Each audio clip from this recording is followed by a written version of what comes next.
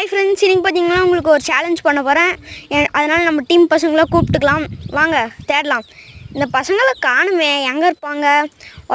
ஒரு 2 பேர் இருக்காங்க, அவங்கள தான் தேடணும். வாங்க பார்க்கலாம்.